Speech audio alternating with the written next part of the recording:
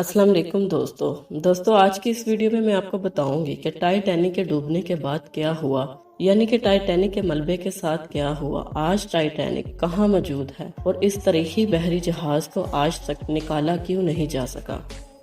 दोस्तों टाइटैनिक को बनाने में 2 साल लगे थे।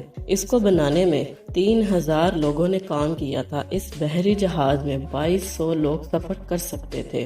टाइटैनिक इंग्लैंड से अमेरिका सफर कर रहा था, लेकिन अपने सफर के दौरान ये एक आइसबर्ग से टकरा गया। अब कई लोग ये भी मानते हैं कि उस टाइम टाइटैनिक में आग लग चुकी थी और उसके डूबने की एक बड़ी वजह ये आग भी थी। बहरहाल आइसबर्ग से टकराने के बाद टाइटैनिक 2 हिस्सों में टूट गया था और ये समुंदर की गहराई में चला गया। इतनी गहराई कि आप भी जानकर हैरान रह जाएंगे।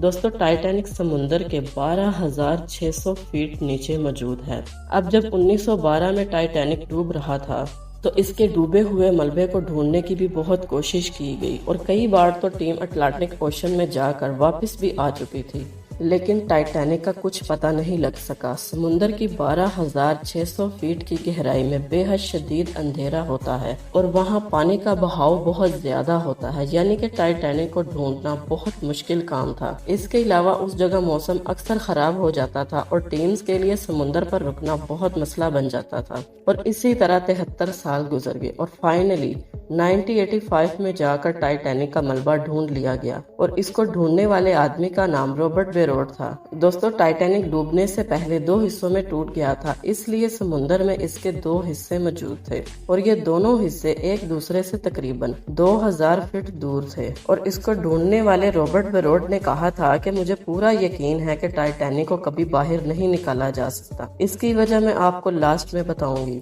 दोस्तों उसके बाद 1987 में टाइटैनिक से 1800 चीजें निकालने का भी दावा किया गया, जिसमें कुर्सियां और घड़ियां वगैरह शामिल थी, लेकिन टाइटैनिक के मलबे को कभी ऊपर क्यों नहीं निकाला गया। दोस्तों ये तारीख का एक इंतहाई अहम हिस्सा है, तो फिर इसका मलबा आज भी पानी में क्यों मौजूद है। वैसे तो टाइटैनिक के दोनों हिस्सों को बारी बारी करके बाहर निकाला जा सकता है, बल्कि कई लोगों ने तो इसे बाहर निकालने की कोशिश भी की थी। हमारे पास इतनी टेक्नोलॉजी होने के बावजूद भी टाइटैनिक के टुकड़ों को क्यों नहीं निकाला गया। तो दोस्तों इसमें सिंपल वजह ये भी है कि टाइटैनिक अब तकरीबन खत्म हो चुका है, इस पर जंग लग चुका है और ये इतनी बुरी हालत में मौजूद है कि इसके कई हिस्से समुंदर के 38 स्क्वायर किलोमीटर की गहराई में फैले हुए हैं। दोस्तों अगर इसको ऊपर की तरफ लाने की भी कोशिश की जाए तो इसके हिस्से टूट फूट जाएंगे। एक्सपर्ट का मानना है कि इतने पैसे खर्च करने के बाद भी टाइटैनिक के हिस्सों को निकाल लिया जाए तो इनको पहचानना बहुत मुश्किल है और इतने पैसे खर्च करने के बावजूद भी इनको निकालने का कोई फायदा नहीं होगा। हैरत की बात यह भी है कि टाइटैनिक को आहिस्ता आहिस्ता समुंदर के नीचे मौजूद बैक्टीरिया खा रहे हैं, यानी शायद आने वाले टाइम में टाइटैनिक मुकम्मल तौर पर गायब हो जाएगा